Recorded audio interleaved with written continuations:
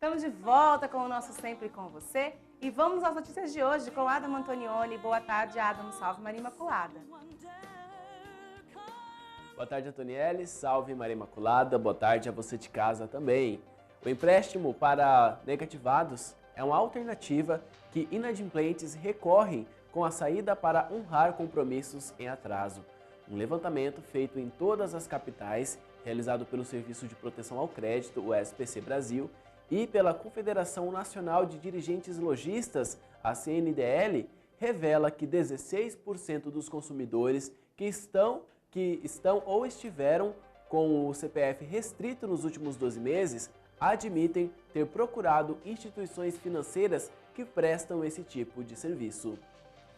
O chamado empréstimo para negativados é aquela modalidade que dispensa a consulta aos serviços de proteção ao crédito e é, muitas vezes, a última alternativa para que os inadimplentes consigam pagar suas dívidas. 16% dos consumidores com o CPF negativado recorreram a crédito em instituições que fazem empréstimos desse tipo. Para 30% dos que fizeram esse tipo de empréstimo, essa foi a única maneira encontrada para pagar as dívidas. Outros 27% disseram que essa foi a maneira mais rápida de limpar o nome e 25% disseram que não conseguiram créditos convencionais em bancos. Mas esse tipo de empréstimo costuma ser mais caro e ainda é preciso tomar cuidado com as instituições falsas ou sem autorização para funcionar. 43% dos que tomaram esse tipo de crédito não conseguiram resolver a situação financeira. Desses, metade ficou com o nome sujo e ainda vai ter que pagar mais uma dívida. O atacante Neymar deixou o treino da seleção brasileira desta terça-feira mancando 25 minutos após o início da atividade. Claramente sentindo dores no tornozelo, segundo a previsão da CBF, ele voltará normalmente a campo na quarta-feira. 2 dias depois da estreia do Brasil na Copa do Mundo, um empate em 1-1 com a Suíça, Neymar voltou a treinar com a seleção nesta terça-feira em Sochi, mas deixou a atividade mais cedo devido a dores no tornozelo direito. O camisa 10, poupado da atividade de segunda-feira quando realizou sessão de fisioterapia no hotel, voltou a campo com os companheiros. Ele participou da tradicional roda de bobinho, mas acabou saindo mancando 25 minutos após o início da atividade, claramente sentindo dores no tornozelo. A imagem gerou preocupação.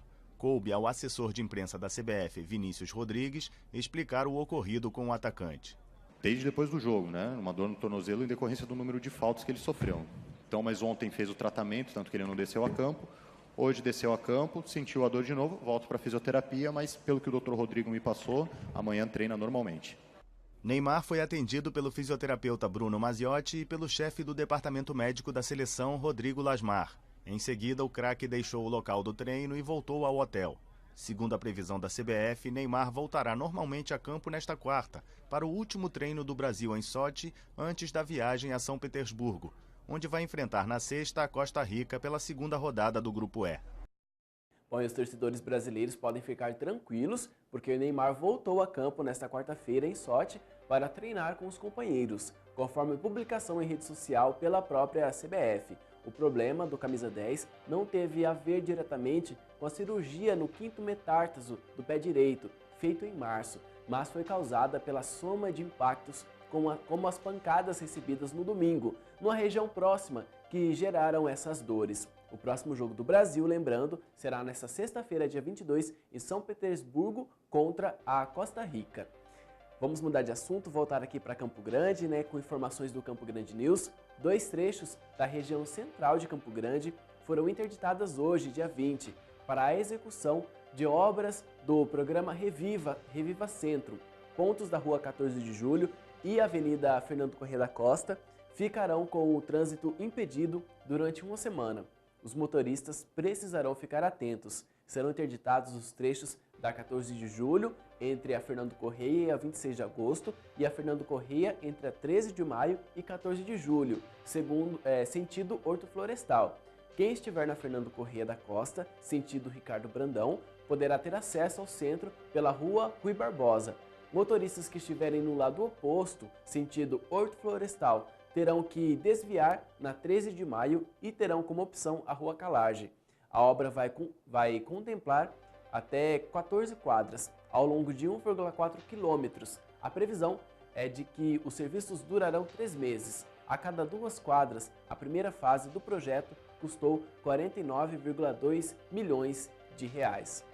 Vamos agora para as notícias internacionais. O Fundo das Nações Unidas alertou nesta terça-feira para as consequências da política que está separando famílias nos Estados Unidos. Para a Unicef, qualquer detenção com base no status migratório deveria ser evitada.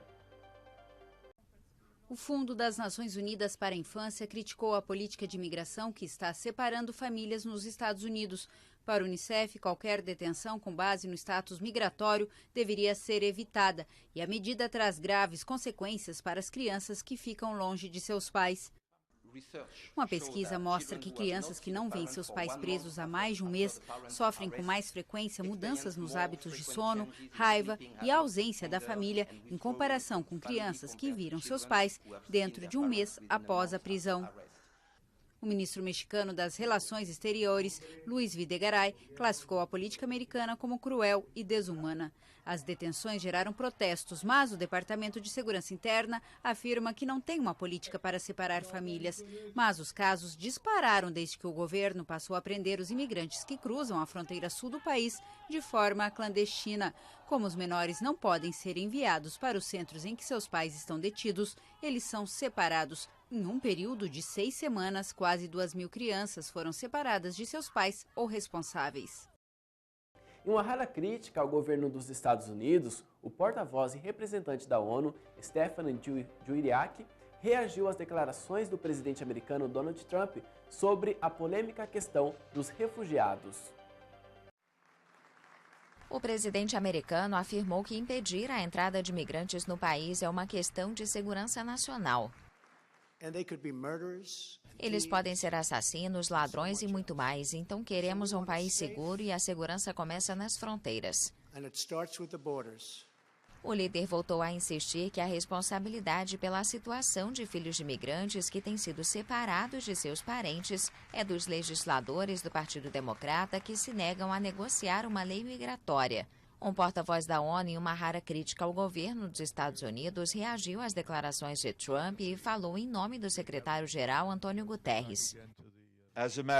Como uma questão de princípios, o secretário-geral da ONU acredita que refugiados e imigrantes devem ser tratados com dignidade e respeito em acordo com as leis internacionais.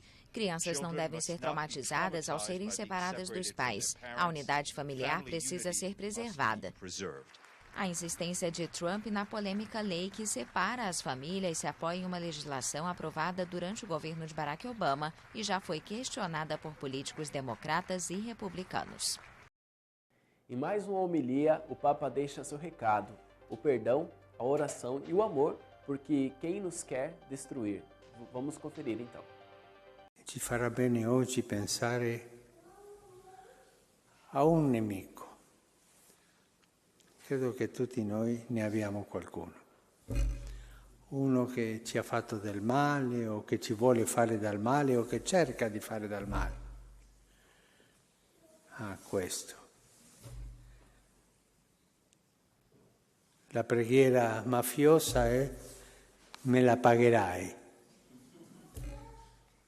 La preghiera cristiana è Signore,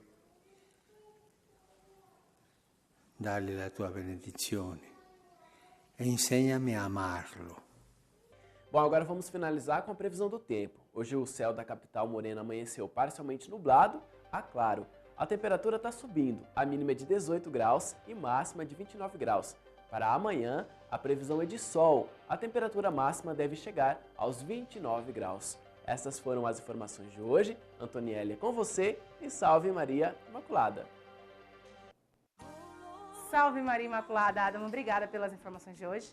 Quero lembrar você que amanhã tem programa ao vivo aqui às 1h45. A gente vai receber de novo a Ana Carla Leal, vai dar umas dicas pra gente de como a gente delinear muito bem a sobrancelha com uma maquiagem legal. E temos também a entrevista com o Dr. Leandro Provenzano sobre a lei do saque. E claro que eu te espero aqui no nosso programa, né?